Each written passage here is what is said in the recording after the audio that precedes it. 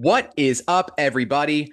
Welcome to episode 64 of Sales Stories in Real Life. I'm your host, Alex Bruschi, and this is the show where professional salespeople share their stories about memorable buying experiences. Today, we've got the startup builder extraordinaire, Mr. Colin Specter, in the house. He is currently the VP of Sales at Orum and has led Orum as the VP of Sales from bootstrapped all the way to Series B, and in his past led namely from seed to Series D. Colin, super excited for this episode. Thanks so much for joining. I heard you had a really interesting buying experience when you were looking for a VP role a few years ago. What happened there, Colin? Yeah. Before we get started, I want to introduce you to Lead Feeder. We all know the struggle of identifying website visitors and turning them into valuable leads. Imagine having the power to identify companies visiting your website, track their behavior in real time, and seamlessly integrate it all into your CRM. With customizable notifications, lead scoring, and GDPR compliance, Leadfeeder is changing the lead generation game. Head over to leadfeeder.com, LEADFEEDER.com for a demo today. Now, back to the conversation. Yeah, Alex, thank you so much for having me on the show, first of all. Look, like one of the biggest purchasing decisions you can ever make, I'd say, aside from choosing your life partner, is your career, right? And the decision on where you want to hang your hat and earn your income to build your life, right? It's one of, I'd say, the largest, most impactful, aside from that partner decision. So I had gone on a great run at Namely. It was just over 5 years, and starting to pick my head up and think, well, what's the next big bet I want to make in my career? And I had held the director title at Namely and ran the Southern California region. And I really wanted to be the VP, top line revenue leader holistically from the ground up somewhere, and have that journey. And so after that great run at Namely, I started to pick my head up, and my CEO at Namely had actually invited me to go build the next company with him at another startup. And he was a proven founder, and I thought for sure, like, this is a no-brainer. I'm going to go do this. And in parallel, I got a call from an old friend from college. He was at a company called Rubrik at the time, and he had been developing this kind of secret sales technology inside of Rubrik for his own inside sales team, and he wanted me to take a demo.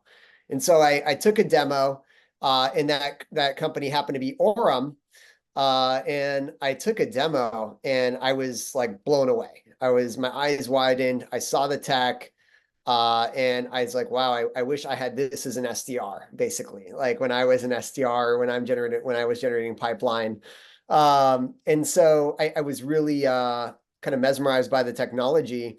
And so instead of really taking a demo to bring into Namely, I was asking, like, what's the plan with this? What are you trying to do with this? And he's like, well, I'm looking to scale this and sell it, externally, and build a company with it.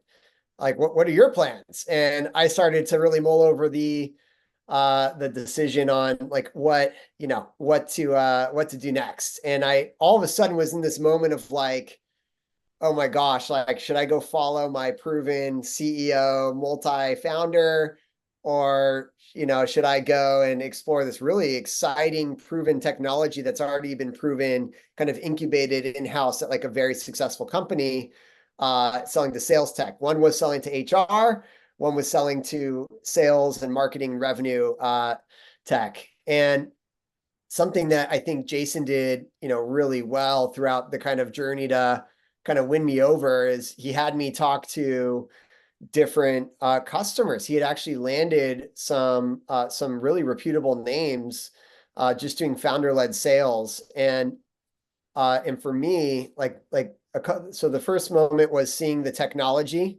and just like the initial, like, whoa, this is like a real working, amazing product. And then the second thing was talking to a couple of the early customers, and he had landed some big names at the time. I mean, Rubrik was using it, but he had Zenefits as a customer and CrowdStrike as a customer. And I'm like, well, I obviously know these companies just through his founder network had gotten in there. And so I sat on the customer call with those folks, and like just the way they were talking about the technology and their eyes were widening, the same mine did when I took the demo about how impactful and amazing the tech was. I was just, I know this is something special. Like I knew this was something special. And so like that element of talking to the customers and seeing this as like a real working real world thing like reduced so much kind of uncertainty for me. And then it was having me meet his co-founder Karthik and some of the early founding team like Terry and Patrick. I met these folks. They were a bunch of like mix of Santa Barbara like surfer guys and then Stanford engineers. And I was like, whoa, it's like the best of like the sales guys from Santa Barbara, like convince these like Stanford professors to build like their like ideal sales tech. And I like, that sounds really fun. And so the decision criteria that I really came up with was joy, right? Like it's beyond the title. And of course you want to make great money, but it's like, which one is giving me more joy? And I'd gone on a great run selling to HR and CFOs. I was selling HR and insurance and payroll at Namely for over 5 years. And it would have been another run in that market. And of course, with a proven founder, or it's selling to my peers and making an impact to my peers in the sales tech market. But I'll tell you this, I was so kind of tormented with that decision for some time. And I actually had signed an offer with my CEO and like actually pulled that back to go and jump on Orum, which has also been almost 5 years now since I made that purchasing decision. So just kind of a recap here, Alex, like it was the demo, the customer interview, the founding team and looping in all the right stakeholders, and the market, like just all of it kind of encompassing and finding that criteria for my mind of like life's short, like where can I find the most joy, right? Like and so that really became like a North Star because the money I would make money in either case in my mind I would, and I have and did, and title and all that. So it was like, okay, which one is going to continue to be fulfilling in like the other aspects? So what for the audience, what I just encourage you to do and like, look, there's limitless ways to make money and have career changes and career choice. And sometimes it might not feel that way, but there are so many ways. There's uncapped potential in our society here in America, especially. And so I just encourage you to think about, what brings you joy and, and doubling down there. I know it's all easier said than done. And I've gone on a long journey to figure that out myself, but yeah, that's a story to share with the audience on a big purchasing decision I made. So. Man, so much that I want to ask, and so much of it that like ties all together in such a beautiful way, and we'll kind of like dive into that. But like first off, just the irony, we're recording this like just a couple of days after Rubrik IPO'd. So that I think is like kind of funny how that all came full circle. But where I want to start, because I think this is actually the first time on the show that we've had like getting hired or like choosing between companies as like your buying decision. So I think this is a really good topic, especially for folks that are on the market or considering being on the market these days. Very, very challenging job market. Let's just call it out what it is. So I think what's kind of fascinating is that you had like obviously you had gone on a good run with a company that CEO founder was starting another company. So again, like you mentioned, like real like incumbent, let's just say, right? It was almost kind of like a rip and replace in a way. Yeah. You went from selling to HR to now selling to more of like a sales persona. Let's maybe kind of start off there from the ground level of like for folks that are like maybe looking to break into tech or looking to join a new company, like how do you recommend folks kind of like decide which persona they want to sell to, right? Is it like a personality thing? Is it like where you're comfortable? I'm sure obviously like the product has some say in that. What would you say to folks that are deciding like, should I sell to HR, marketing, sales? What would you tell those folks? Well, look, like if you create like kind of a North Star of like, where do I find joy, right? And I actually had a lot of fun selling to HR, and I love the HR buyer. They're great, fun people to interact with and sell to, and and salespeople as well. So I'd say like your voice and your authentic self is, I think, really important for your selling success. And I would say there are some people who may not have the right voice for the right persona and like their own authentic self for the right persona. Like there's some people who are really good with like IT buyers, and there's some people who are really good with HR and sales, and who tend to be more empaths in my experience, like more like, not that other personas aren't as like empathetic, etc., but like we're all human, we all have different levels there, but just by sheer nature of where you live day in and day out, you're in the people business, in HR and in sales management and leadership. So you have a lot more, you can relate to on that level if you consider yourself more of an empath versus perhaps if you're more analytically thinking and more logically thinking, maybe an IT sale, cybersecurity sale, financial services sale, might be more of your cup of tea. But I do believe, if you're passionate about the space, or if you have a larger vehicle or larger goal that you have in your mind, and this is a vehicle to get there, you're going to be passionate about making the vehicle successful, right? So like, whatever your personal goals are, if they're income goals or career goals, like you got to find the right vehicle, and there are many different, vehicles to choose. And so if persona is important to you, add that to your criteria. If remote or in office, if company energy, like if that's on your list, going into the office and like, what is the energy of this office and sales floor? Like whatever it is, come up with your criteria for you, because you have different vehicles that can take you where you want to go, right? So that's, I guess, what I would encourage there. And then once you decide, it's like, maybe I have a passion for real estate, and, maybe I've never sold to real estate, but gosh, like if I'm going to go sell to a new persona, let's just say it's real estate as an example, like you got to go all in. Like the next thing is become a domain expert. Obviously, I've been a sales leader, so that was like a little easier, but I went into HR not knowing anything about HR. Right. So I went out and I got certified in HR. I went out and I asked on, websites like Quora. These days, you can ask ChatGPT like questions about the persona, and give prompts about certain titles and roles, and what kind of core problems do these technologies solve for to that persona, and just to start like to accelerate your learning, and listen to the podcasts that they listen to, and forums do they hang out in, and Slack groups do they hang out in. And so when I sold to HR, I went all in. I was a member of SHRM. I got certified in benefits. I got certified in human capital management. I got my payroll certification. So, and I was a top producer selling to that persona, because I really did my best to be empathetic and understand what they do day in and day out. And I really believe the top people, no matter what your persona is, you want to holistically help your customer.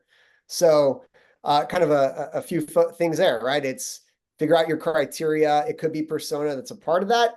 If it is, and you get into a new persona, accelerate your learning, right? Go where the buyers are, and live with them if you can, for a time, and just kind of immerse in the culture and the language, and you'll be just fine.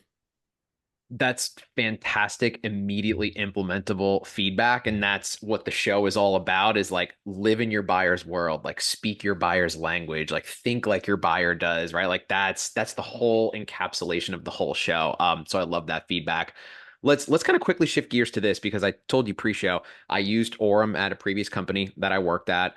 I don't know if eyes widened is the word, but I was giggling like a child. I mean, I started selling in, geez, over 10 years ago now, back when we didn't even have like telephony systems really. It was pick up a phone on your desk and call, right? And then call another one, and then call another one. And then to see just how quickly Orem can just rip dial after dial, leave automatic. But I was laughing like a child. So I had that exact same experience. I can very, very deeply relate. Let's go back to the demo, because I think I would be remiss to not ask you this. You've been an individual producer, you've been a director, you've been a VP. let's talk about that demo because obviously you mentioned the words, your words exactly, were eyes like widened, right? You were basically almost surefire going to work for a previous boss, and then you see this demo and you're like, whoa, kind of like stops you in your track there. What like I guess how did that demo go with Orum, right? Was it kind of like a high level, like, hey, this is what we're working on? Was it like a hey, let's kind of show you every nook and cranny? And then as a follow-up question to that, what constitutes a good demo to you? Sure. Yeah, great question. So I'll say like for me, the energy of a sales floor is really important. And I'd say it's one of the, I do say this, it's one of the key ingredients to building a highly successful, high performing sales team. It's the Hmm. energy of your sales floor and the buzz of your sales floor. And it was actually a key criteria of when I joined Namely originally. I had been, I went into Namely, by the way, originally as an individual contributor, but it was the energy of the sales floor. And I remember there was a period of time when the sales floor started to get quiet at Namely. And the reason was, email became such like a hot thing with Tout App and an Outreach and Sales Loft and all those different tools that reps were like, oh shit, I don't even need to pick up the phone anymore. And I remember like, dang, like I missed the chatter of like the floor and the energy and people hitting like I booked a meeting and like all that. And then when I took a demo, and that just to contextualize, when I took a demo of Orum, uh, Jason got on a live, or I think it was Terry actually gave me the demo. Jason was on the call and Terry uh, uh, got on a live call on the demo and like actually was having a conversation with a live prospect. And I was like, what? Like, whoa, you're talking to people again?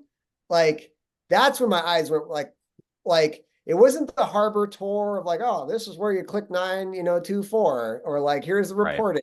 No, there was like sizzle instantly in that demo. And I'm like, I can sell this sizzle all day long. This is like transformational for cultures. Like, I want this to transform the Namely culture because it got quiet over here. I want to bring the buzz back. And that Right. became like our one of our mottos is bring the buzz back to your sales floor. And so just trying to bring that to light to others. So what constitutes a good demo? I think it needs to have an element of sizzle. You can get sizzle through great discovery or a really compelling demo if you've got some like really, killer features, but the features need to align to that great discovery you did in the front end. So in my case, at Namely, I was very self-aware of like a quiet sales floor and wanting to bring energy back.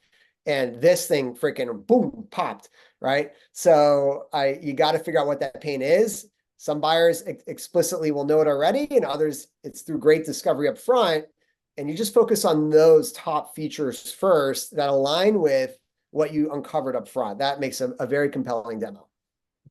I love that because I feel like some people are so rigid in their thinking of a sales process of like, I do discovery, then I do a demo, then I make a proposal. It's like, especially discovery. It's like, I feel like discovery never ends. Like, you could be closing the deal on the 1 yard line and you're still doing discovery. But I love how, especially during the demo, like, you kind of hit on that really well of like, do discovery and actively share those features, right? If you could do 100 things, but they really care about two of them, show them those two things and then build on that and do further discovery, right? And then just keep showing those features. Like the best way of best advice, rather, I've ever heard about demoing is like show them what their world is like inside of your solution, right? Like if Yeah. you're a sales leader, why do you need to know necessarily how the back end works, right? I just want to see, I'd love that messaging too. Bring the buzz back. I remember when we first got connected, I would see that all the time, and that kind of drew me to Orum.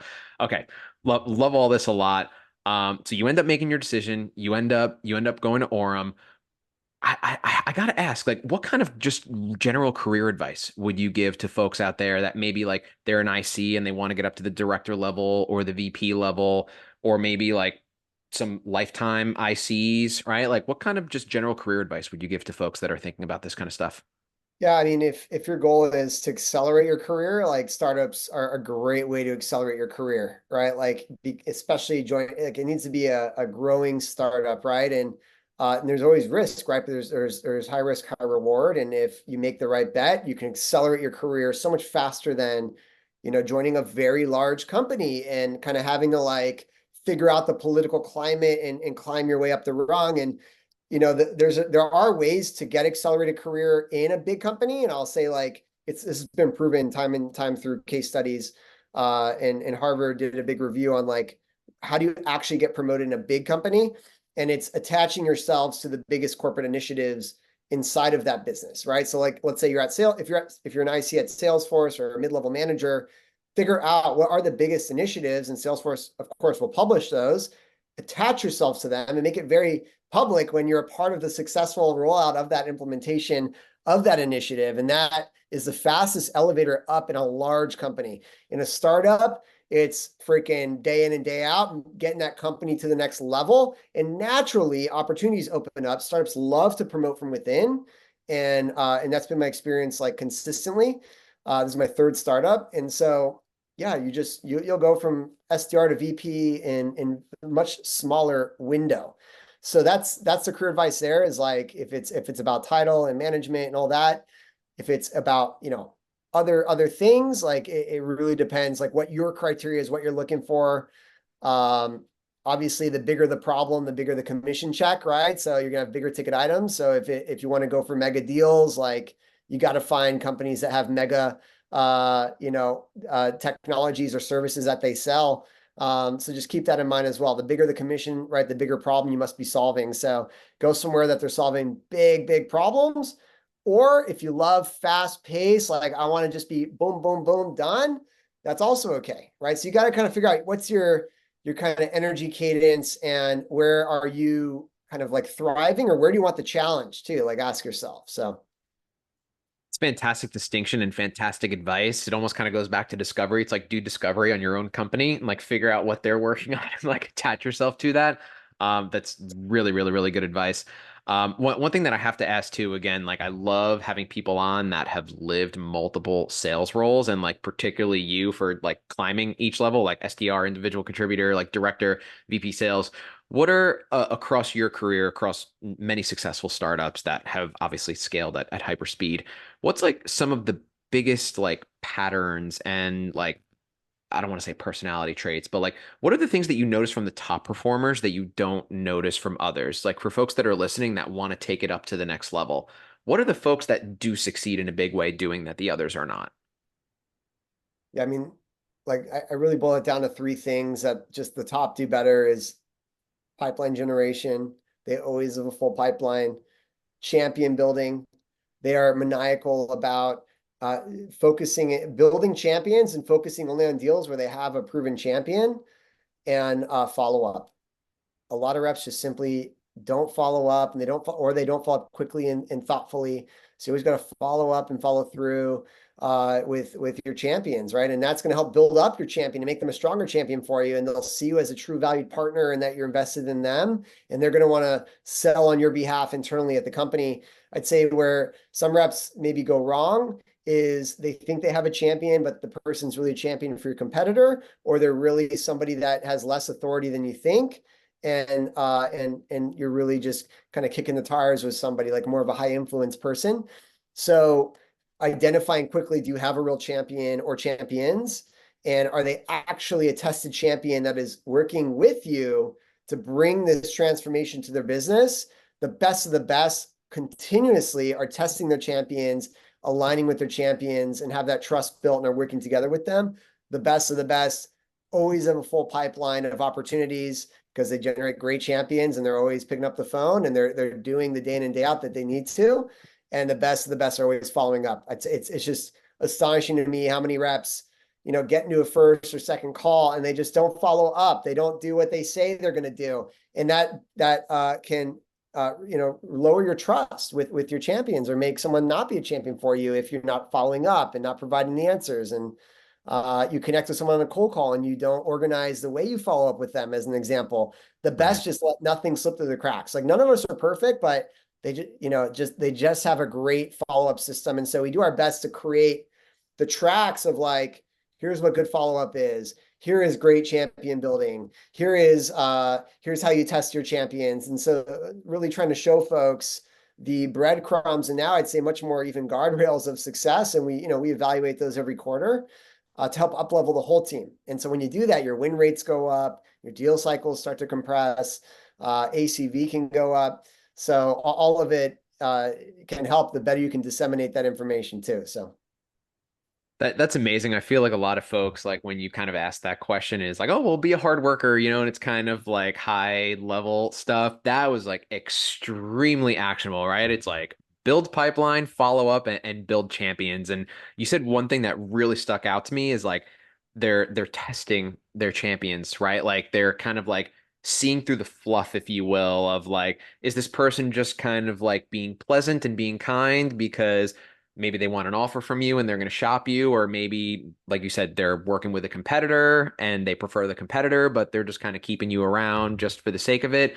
What kind of actionable feedback would you give for folks of like, I don't want to say test your champion because it has like a negative connotation to it slightly, but like how do you kind of like gut check your champion to like see like, okay, this is like a real champion, or like, okay, I think we need to maybe get a little bit more aligned here. What kind of feedback would you give on that? you can ask them, hey, are you my champion? Like, are we the one that you want to work with?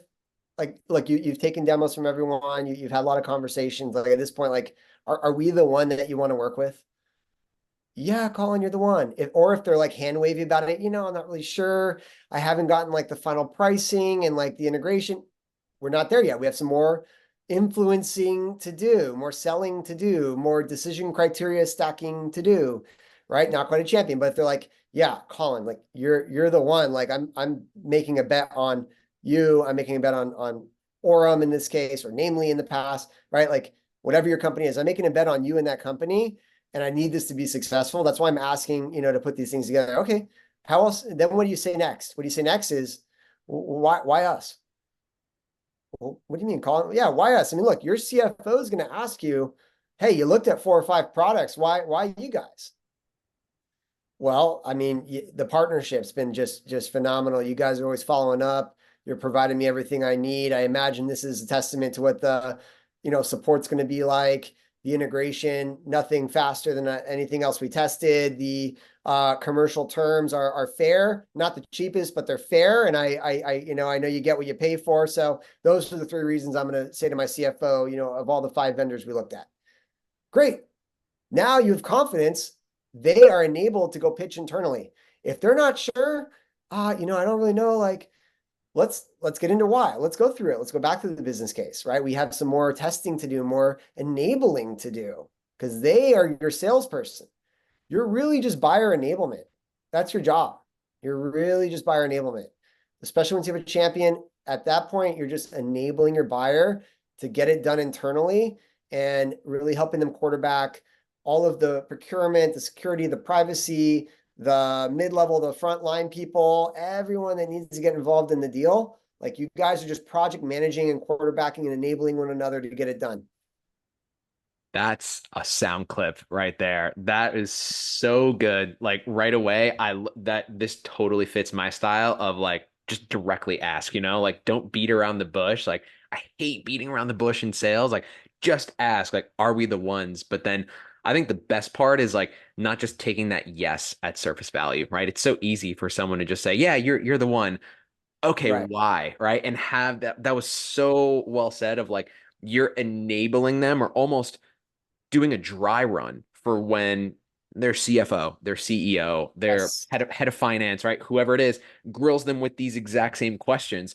So sure, it may feel good when you're on the phone to just like take that yes and prance along with your verbal, but like you gotta prepare them for those internal conversations where they're gonna get grilled. So that is that's fantastic. I love that one. Okay. This has been a lot of good advice, all jammed into one here. Career advice, finding a company advice, enabling your buyers advice. What would be the one big takeaway that you'd give to our folks that are still listening, Colin? I guess maybe that North Star criteria, joy. Focus on joy. What brings you joy? And I even in this job market, life is short. You got to focus on the things that bring joy in your life. And when you're taking care of yourself and having joy, you're going to show up the best for your customers, for your colleagues at work, for podcasts like this one. So you gotta fill your cup and stack your cup with the things that bring joy. And ideally, you've aligned that with what you do at work every day. So, Amen. Amen, man. It's a great it's a great thing to wrap up on. Like when you're joy is one of those things that seeps into every single thing that you do. Like, yeah, sure, maybe you could make incrementally more at another company, but if you're miserable every single day, that just opportunity cost of like days just dragging on and things just feeling long versus like you're joyful and you're just doing thing after thing and you're excited. I'm totally with you there, and Colin. look, there's always going to be work that depletes your cup, even in a joyful job, right? Like the trick there, and just maybe the final kind of double click on that is you got to stack it with joy, work that gives you joy. Then you've got like work that maybe depletes your cup, and then you got to add the joy work, the joy stuff after as well. Otherwise, yeah, it could be completely depleting. So every work is going to have elements of some depleting, parts. So just, recognize that's normal. If you have too much of that stacked up, then that's when you start to run into trouble and burnout and all that stuff. So Well said. Well said. Important distinction there. Um, Colin, this has been fantastic. Why don't you plug some with the audience before we jump? What are you working on? yeah, hey, you follow me on LinkedIn. I tend to post my kind of musings and thoughts there. It's like a creative outlet for me. So Colin Specter on LinkedIn, I'm sure we'll have in the show notes. At Orum, we offer a free trial, the smartest way to make a phone call today, orum.com/trial. You get up to 500 dials included free, no credit card or anything. You can give us a test drive. Let us know what you think. Appreciate you, Alex. I could not more highly recommend that trial. Like I feel like you guys should do something. Maybe there's an idea for the marketing department on the tail end where like you have people like record themselves doing a demo for the first time to just like see that look in their eyes. Anyways, Action. Orum 500 redials on a trial. Go check them out. Go follow Colin on LinkedIn. We'll put his profile here in the show notes. Colin, this has been absolutely fantastic. Can't thank you enough. Sales Stories in Real Life, fam. We'll see you next week. Cheers. Alex, see you guys.